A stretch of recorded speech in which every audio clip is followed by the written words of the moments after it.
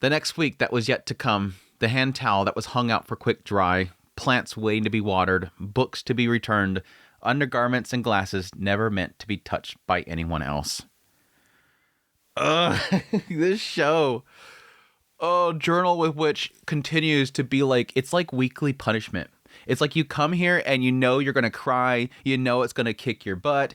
And I think, yes, a lot of that has to do with just how relatable so much of this is. And yeah, the whole segment with them clearing the house, it hurt. It hurt so bad, the idea of like seeing like this person that existed here.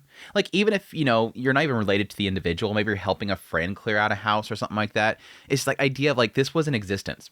This was where somebody was at. They were living here. This is the stuff that they were going to pick up when they came back home. They left this out for dry and they were going to come home, and they told themselves, I'm going to go out and I'm going to come back and I'm going to take this back down after I get home because it'll be dry by then. Never did. Those glasses that nobody else touches. These nobody else touches these.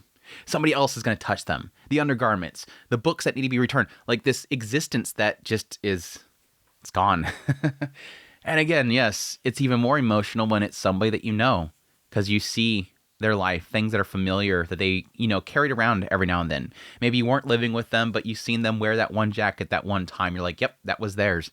And I remember them wearing it. They had so much life in them and it's gone. It's like, this hurts. And it's so interesting to see it from two different perspectives. Makio, it seems like she's closed off. She doesn't want to connect that thing. I think it is eventually going to get to the point where it is an element of her forcing herself not to connect to her sister. She doesn't want to. Yet she is still technically hanging on. She's still doing things that seemingly is bringing it with them back to their home, almost as if she wants to connect to that. And then you have Asa, who is not, it's not connecting yet. Her brain, it's not hitting her yet. She's still saying things in present tense. She's saying that mom loves to make these things too. She's saying it like mom's still there. It's not connecting yet. Even though she is talking with people as if, yes, this is a thing that happened, she in her mind is still talking as if it didn't happen. She hasn't mourned yet. She logically knows that it's gone, but she is not yet mourning, and thus it's not connecting in her brain. So these two different perspectives of clearing out this house and how it all just fades away. It's so beautifully done. And again, that whole passage right there was like, ugh, just seeing her clear this stuff out. And I'm like, I remember doing that. Like, you have a family member that you lost, and slowly over time, it's all just disappearing. It's all being taken away. It's being removed. You're clearing out the house. You're clearing out the room, whatever it is. And that fading away is kind of tragic because, again, it was just like that suddenly, bam, everything disappeared. It was once lively. It was once moving, and now it's gone. I think I'm spent already. I don't even want to do this video. Like, I don't even do my impressions on episode 3 because I'm already spent at this point, but whatever. Let's get into the episode and talk about it proper. But yes, opening up the episode with them going to the house, it being all stuffy. But they kind of split up the whole things here. Again, Makio immediately going to the bedroom, and this is where I think personally for me, it immediately hit.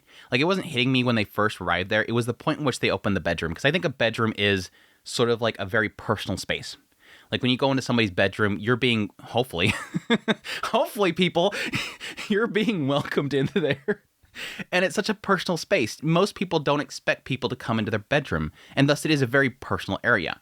And yeah, I sort of seen, it's sort of a sign to me, honestly, the fact of how organized the place is. Yes, we're kind of contrasting with Makio's place. Makio's place was a pigsty. When Asa arrived there, she was tripping over stuff. She was falling because there was so much junk everywhere.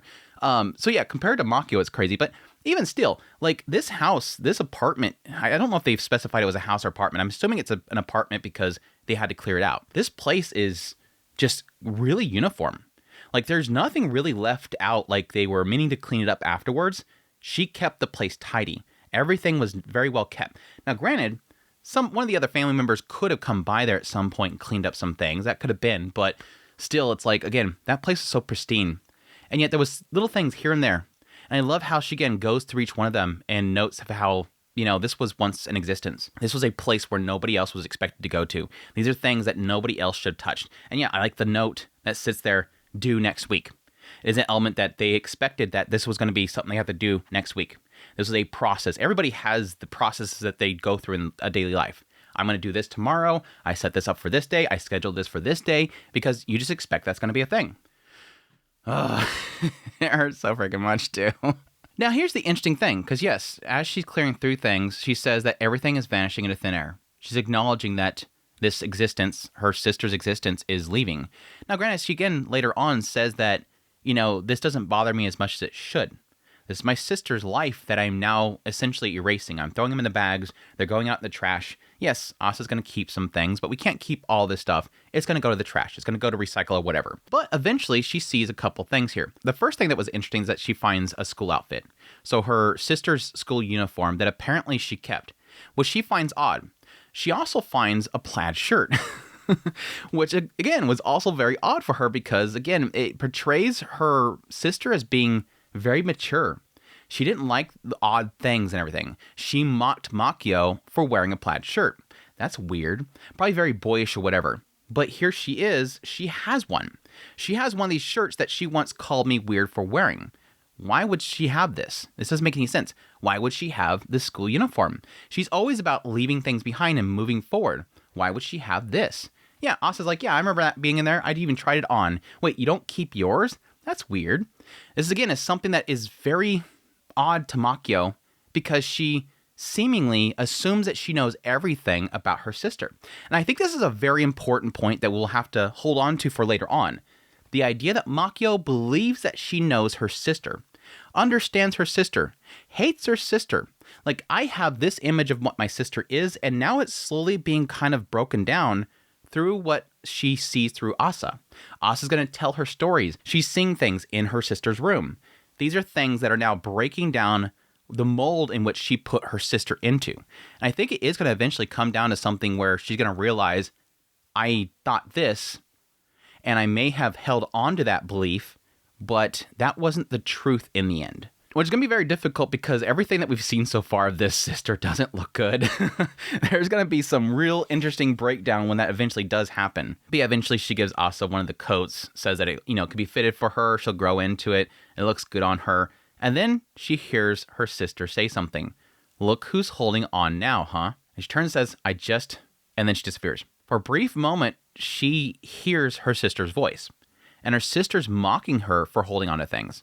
Which implies that, yes, Makio has always given the impression that she left her sister behind and that she doesn't care about her sister. But yet, it seems to be this is a sign that internally, Makio, this isn't her sister talking. There's no ghost here. Her sister in her mind is telling her that she's holding on to her sister. Makio is telling herself, you're holding on to your sister. And you told yourself that you wouldn't hold on. I think that's very important for what's to come. I mean, to give another example is at the very end when she is noting that she has that note still from her friend, Nana, from when she was back at school when she was graduating. She still has that note. And she questions herself, is this another way of holding on? How I think those two things are connected is that I have a feeling that note from Nana Daigo, her friend, that note was so special to Makio, she cried. She said it made life worth living. It gives me the impression that Makio was giving up on life back when she was in school, potentially because of what her sister said to her, because of what she wanted to do in her life, and the fact that her parents, potentially, but more importantly, her sister was coming down upon her, and her friend made her feel special. Her friend made her feel like this was worth living, and moving on with my life and not ending it was important. And so at the end there, I think there is an element here where potentially she's not holding on to that note because, it's from her friend. She's holding on to it because it essentially tells her sister to F off. Like, it's something that's important to her because it confirms that she made the right choice of moving on with her life, what she wanted to do, despite what her sister said. Again, another way of holding on to her sister. Holding on to that. I don't know. I might be looking too much in that, but this is all sort of connecting to me that Makio and her experience with her sister is something that she claims that she doesn't like and claims that she's walking away from, but she's continuously holding on to it. She's not letting it go. It's not that Asa's reminding her of her sister. She's always held on to her sister, and she's never let it go. It could be a driving force for why she became what she did. Or again, she herself, and I think this is probably what it's going to turn into in the end, she herself acknowledges that she didn't give her sister enough time. Potentially, she misunderstood her sister and was so stubborn, she couldn't accept that she was wrong in some cases. Again, it keeps portraying that her sister's a nasty person, but I'm kind of wondering if there's going to be a misunderstanding at some point. But anyways, we get the whole pickle jar thing and how the grandmother used to make it all the time, and the mother made it as well. Again, the whole thing about past tense, present tense, all that kind of stuff. And again, reiterating the idea that her feelings is her own business, which gets important later on. Because yes, we say goodbye to the house, we go back home, and we go off to graduation. Oh, this part sucks so bad. When Asa arrives, or before she even arrives there, she gets a text from her friend Emily, and Emily wants to talk to her before anything, and apparently she's called to the student council office. But before then, Emily says, "I'm sorry. I told Mom about what happened with you and your parents," and she went off and told everybody. She told the teachers, and the teachers told everybody, and now everybody knows that her parents are dead. I was actually very surprised about how Asa actually responded to this. It makes sense after she breaks down, but nothing really gave me an indication about how she would respond to this. I literally thought she would just tell Emily, like, I don't care. And then she'd go to the office or something like that. No, this set her off. And I think that is sort of a sign that while Asa does give the presence that she doesn't care, that she is, blocking the grieving away, and that she's sort of stuck in one place and isolated, she had a hope here of coming here and feeling normal. That's the thing. I think she left, Makio behind where she's feeling isolated, and she was going to school where she felt like she'll be back to how she was pre the accident. I think Asa walked in that building and said, I'm a normal student again. I'm not the parentless child again. Nobody knows.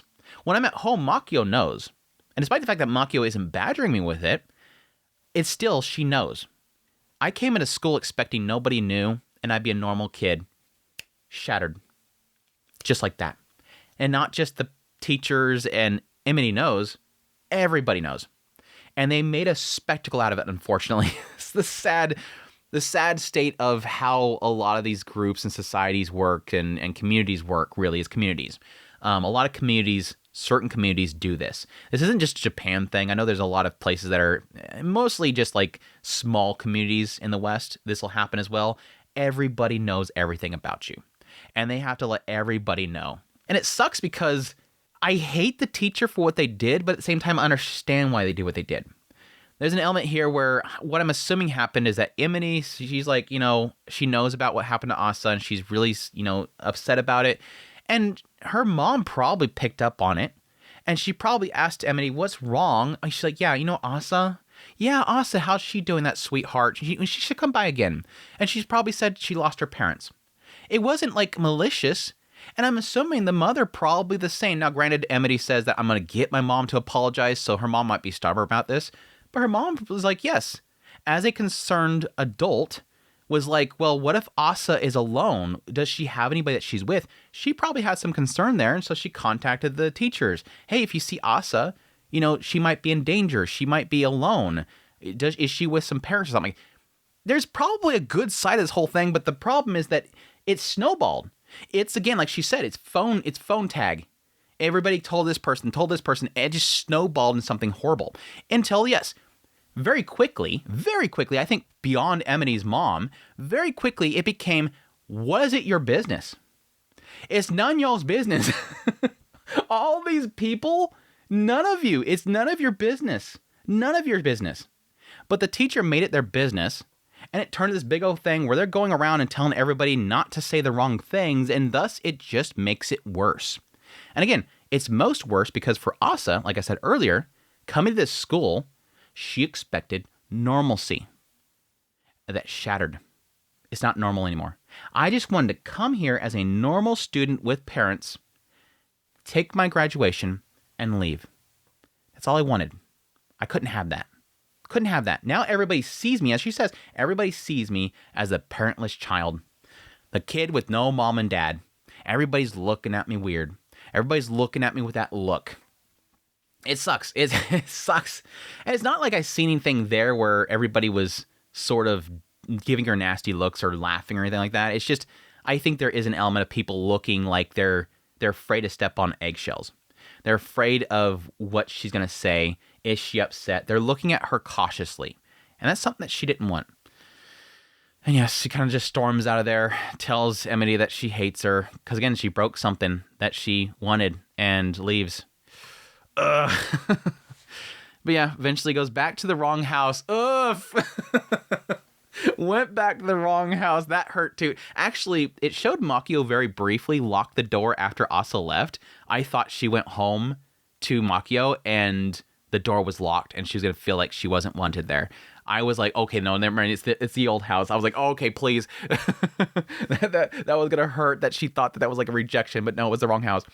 Anyways, yeah, eventually Makio does text her, says I'm lost, goes out there, sees her. And this is where we have like a kind of a painful little thing here because, yeah, Makio has always so far kind of presented herself as not wanting to be overly involved and not pushing upon Asa different things. Again, like Asa says, you're being contradictory. You said that you wouldn't get involved and that my own feelings are my own business. Now you're getting involved with me. Now you're telling me things that I should think. And yeah, Makio's like, I think you're misunderstanding that. You're reading too much into my words. You're taking words too literally, whatever. I do kind of agree there. That's kind of contradictory. But yeah, I do understand that I think Asa's taking it too literally. But anyways, this is a troubling thing here because, again, Makio's always had those barriers. But she did open it up to that whenever she needed to talk about things or vent things or, express things, the two of them would support each other. But right now, Makio is trying to push Asa into saying something. So it's the first time Makio really is acting like a guardian. She knows something happened. She's trying to resolve the situation because, as she kind of words it later on, she doesn't want Asa to have regrets. She knows something happened. She's trying to figure out what the problem is so that she can make sure that Asa doesn't regret what she's doing. Asa's obviously upset. There's two factors here. One is being the graduation ceremony, which I like the fact that Makio's like, yeah, in the end, it doesn't matter. In the end, it doesn't really matter. Yeah, I think I went to graduation. I think I did. I don't remember. She doesn't really remember. Yeah, see, it's not important because you don't even remember if you went. Well, it's a long time ago. I like how it kind of pivot here into talking about Nana and Nana Daigo. I keep jumping back and forth what I want to call her, but I need to call her Daigo. I like how it pivots into talking about Daigo because I think this is important, obviously, for Asa to see sort of, to one, break the ice a little bit here. Let's get off this topic of like, if she's badgering her, if she's pushing upon her own beliefs or whatever. Let's talk about Daigo. Let's talk about some fun that I had with Daigo. Yeah, we went to there. Super good friend. But I like it because it's eventually getting into, yes, Daigo was important to Makio. Very important to her. And pivoting that into talking about Asa's friend, that's the part where Makio, thankfully, is pressing upon Asa. That's the part that you have to be worried about. Ceremony doesn't matter as long as you don't regret it. But the friend's kind of important. Through my own experience, Makio was saying, through my own experience, it's nice to have a friend that's known you for so long. Yeah, friends from school, a lot of them are going to kind of just go to the wayside. A lot of people that you knew from school, me personally, they're all gone. I literally have zero connections anymore. I had one that I tried to keep in contact for the longest time, but eventually it's like they have their own lives. They're like literally across country for me, so it's kind of an unfortunate thing there. But it is kind of nice. Yes, it is kind of nice. And I do like the fact that eventually Asa does see that. And that's through that whole talk about the note and how, yeah, this thing was very important to Makio, this note that she had. And Asa eventually realizing, yeah, Emery said something like that to me once before. I feel like the only time I'm myself is when I'm with you. And that triggers Asa to get up and pick up that phone. Oh my gosh. It hits me. It hits me. The moment I remember, it's like it's suddenly whoosh, gush. The tears come gushing out. Oh yeah, that phone call hurt. That hurt so freaking bad. Calls her up immediately. Emity's like, Asa, I'm sorry. Thank you for finally answering the phone call. She's so like, on top of that, she's like, she nearly lost her friend. She nearly lost Asa and she didn't want to. And then, so when she gets a phone call, she's like, desperate, let me connect right now because she's finally making a connection with me. And yeah, Asa apologizing for saying that she hated her, that she doesn't hate her, and that she's the only one that she could talk to about her parents. It hurts so bad, dude. It hurts so bad, dude. Again, I love this because despite the fact that Makio is in the room, and you do feel like Asa has a connection with Makio, that she could talk about her parents, she's telling Emily that she's the only one that she can talk to.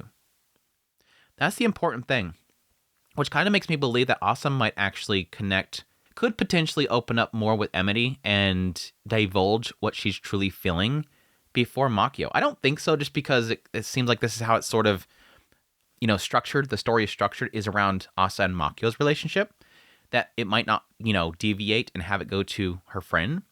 But I think that's sort of important because technically Asa knows Emily more than she knows Makio.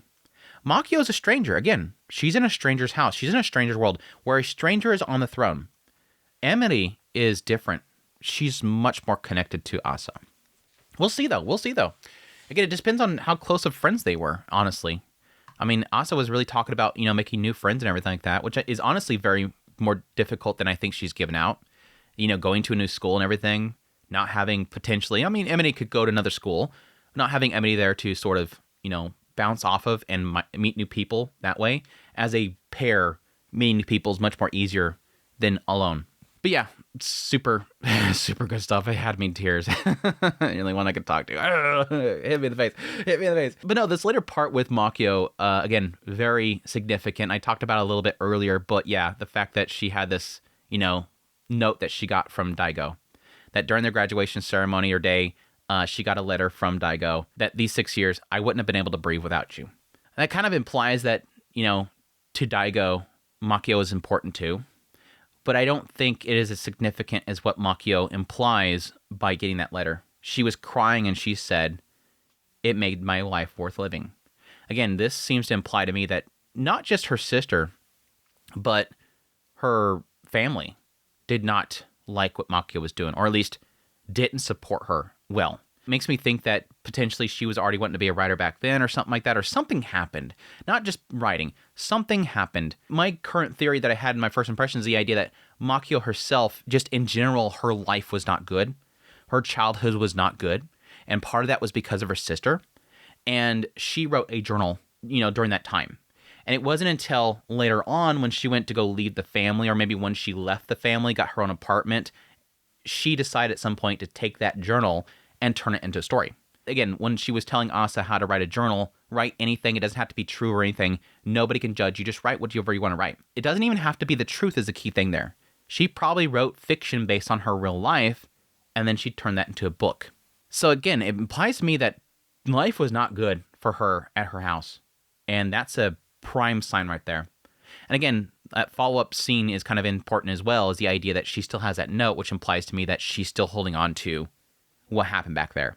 It's not about Daigo. It's about what that letter meant to her in her current life, that she's not letting go of. She's not holding on to Daigo. She's holding on to what that letter meant in her life. Man, Yap Fest, I just realized the time of this recording. You could tell I like a series when I just yap. I was talking about that with my last video on this show, just the yap. And again, I think a lot of it has to do with relatability. I see so much relatability here in grieving and loss and all this kind of stuff that it hits so hard. It just hits so hard. Again, a lot of this episode has to do with a vanishing existence. Like when you have somebody that's important to you, or somebody that you just casually knew, or again, just a stranger as well. Just seeing how somebody can just slip away from you. Which again, it makes the importance of making those connections with people. If you're having a bad time with somebody, make that connection before they're lost. If you have somebody that you know that you cherish, tell them that you love them. Again, it emphasizes that importance there. So, anyways, that's my thoughts on episode 3, my Yap Fest. I hope you guys enjoyed this Yap Fest. If you did, hit the like button down below, comment. Let me know what you thought of the episode. If you like this content and you want to support the channel more, become a member. Until next time, know that you're special. Y'all take care.